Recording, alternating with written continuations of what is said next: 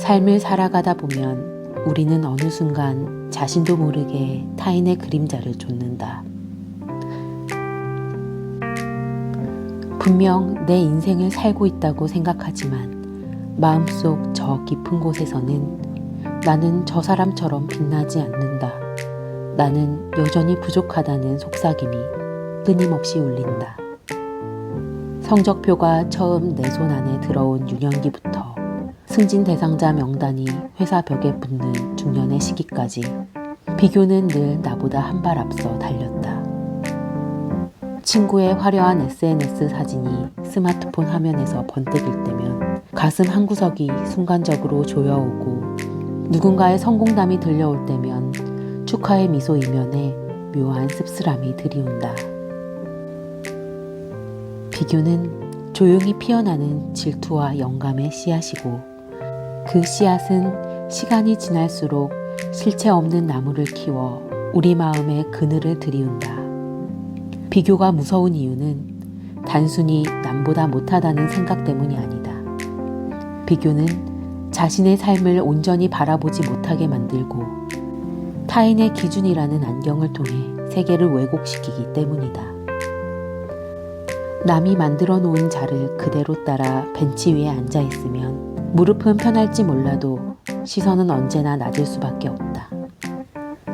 스스로가 삶의 화자가 되지 못할 때 우리는 타인의 목소리로 나를 평가하는 무대 위 엑스트라가 된다. 그 무대에서 내려오기 전까지 진짜 주인공의 조명은 결코 나에게 비치지 않는다. 비교를 멈추기 위해 첫 번째로 해야 할 일은 나라는 존재가 이미 충분히 괜찮다는 사실을 받아들이는 것이다. 나는 일상을 살아가려 노력하고 성실함을 유지하며 작은 실수엔 금세 얼굴을 붉히는 평범한 사람일 수도 있다. 그러나 평범함은 결코 무가치함이 아니다. 나를 누구보다 잘 아는 사람은 결국 나다. 타인이 모르는 나의 숨은 노력, 나만 아는 과거의 고통, 나만의 소소한 성취를 떳떳이 인정하는 순간 비교라는 굴레는 서서히 힘을 잃는다.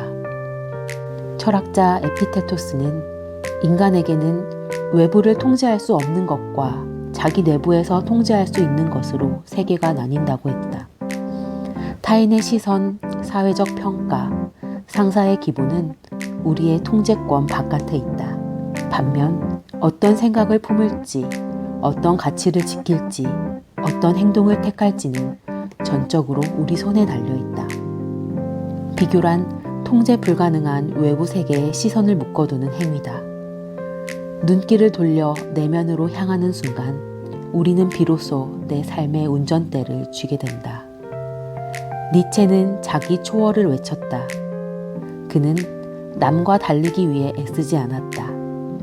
오히려 자기 내부의 가능성을 끝까지 밀어붙였다. 너 자신이 되어라라는 그의 단호한 주문은 타인을 의식해서가 아니라 더 크고 깊은 내 가능성을 불러내기 위한 외침이다.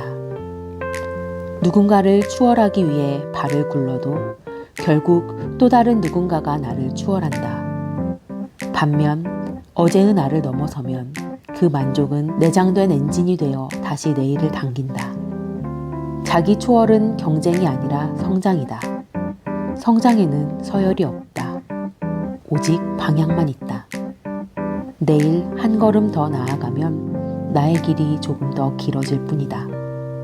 장자는 자연을 예로 들어 인간이 있는 그대로 자족해야 함을 전했다. 가재는 개구리를 흉내내지 않고 황새는 참새의 소리를 따라하지 않는다. 각자의 형태와 길이를 지닌 존재가 스스로의 본성을 잃지 않기 때문에 숲은 조화롭다. 그런데 인간 세계에 들어오면 상황은 달라진다. 어깨에 맞지 않는 옷을 걸치고 발에 맞지 않는 신을 벗지 못한 채 남과 속도를 맞추려 헉헉거리다 넘어지곤 한다. 자연이 정해준 내 신체 구조와 마음의 구조를 존중하지 않으면 필연적으로 불안을 겪는다. 비교는 내 본성을 무시하고 타인의 설계도를 강제로 덧씌우는 일이다. 우리가 끝내 비교를 끊지 못하는 가장 큰 이유는 사회적 인정 욕구 때문이다. 조지 오웰이 통찰한 대로 현대인은 거대한 시선 속에 살고 있다. 사회는 끊임없이 개량화된 지표를 내민다. 조회수, 팔로워수, 점수와 등급, 순위와 등급표는 인간의 서사를 숫자로 환원한다. 숫자 뒤에는 삶의 맥락이 사라진다. 그러나 사람의 가치는 숫자로 집계되지 않는다. 숫자는 요약일 뿐 요약이 진실이 될 수 없다. 비교를 내려놓겠다고 결심해도 습관처럼 올라오는 열패감이 사라지지 않을 때가 있다.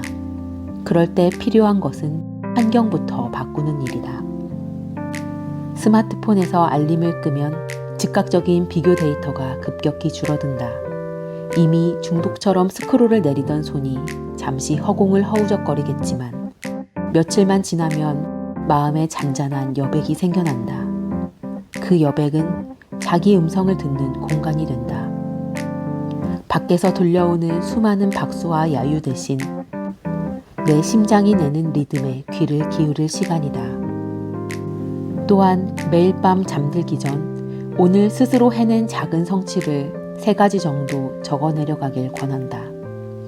그것이 이웃의 칭찬을 받았는지 상사의 인정과 연결되었는지는 중요하지 않다. 설거지를 미루지 않고 끝냈다거나 책 2쪽을 읽었다거나 오늘 할 운동을 완료했다는 등 소소한 사실이어도 좋다. 그렇게 적힌 문장은 행동으로 살아낸 내가 나에게 보내는 격려 편지이다. 다음날 아침 침대 맡에서 그 편지를 다시 읽는 순간 우리는 이미 스스로에게 한번 칭찬받은 채 하루를 시작한다. 성장 일기를 쓰는 것도 도움이 된다. 어제보다 오늘 조금 더 알게 된 것, 오늘보다 내일 한 뼘 더 달라질 점을 기록한다. 종이에 적힌 내 서사는 어제와 오늘을 이어주는 다리이다. 그 다리 위를 걸을 때 우리는 타인이 아닌 나의 시간 속에서 전진한다. 감사 명상은 비교가 가져오는 결핍감을 상쇄하는 가장 빠른 방법이다. 눈을 감고 천천히 호흡을 가다듬으며 오늘 하루 동안 나에게 베풀어진 자그마한 호의를 떠올린다. 출근길 버스 손잡이를 양보한 낯선이, 길모퉁이에서 반갑게 인사한 동네 강아지, 그리고 저녁밥 반찬으로 올라온 따끈한 된장국의 국물까지. 감사는 결핍 대신 충만을 보도록 시야를 바꾼다. 충만을 본 눈은 더 이상 남의 화려함에 굶주리지 않는다. 마지막으로 인생 기준 선언문을 써보는 것이 좋다. 나는 무엇을 가장 소중히 여기고 싶은지, 어떤 가치를 지키며 살고 싶은지 조용히 적는다. 돈이 최우선이어도 괜찮다. 관계, 건강, 성실, 창의성, 무엇이든 좋다. 중요한 것은 글로 적는 순간 가치가 구체화된다는 점이다. 선언문이 손 안에 들어오는 즉시 외부의 기준은 배경 소음으로 멀어진다. 내 인생의 나침반이 손에 들어왔으니 이제 길을 잃을 이유가 없다. 삶을 이해하기 쉽도록 한 편의 이야기로 그림을 그려보자. 같은 출발선에서 직장 생활을 시작한 두 친구가 있다. A는 동료보다 뒤처지지 않으려 새벽까지 보고서를 미세 조정한다. B는 퇴근 후 조용히 산책을 하며 하루를 정리한다. 시간이 흐를수록 A의 성적표는 늘 화려했지만 그는 누구보다 일찍 번아웃이 찾아와 버렸다. B는 승진폭을 좁혀가며 남보다 느리게 나아갔지만 10년 뒤 그는 지친 표정 대신 잔잔한 미소를 지니고 있었다.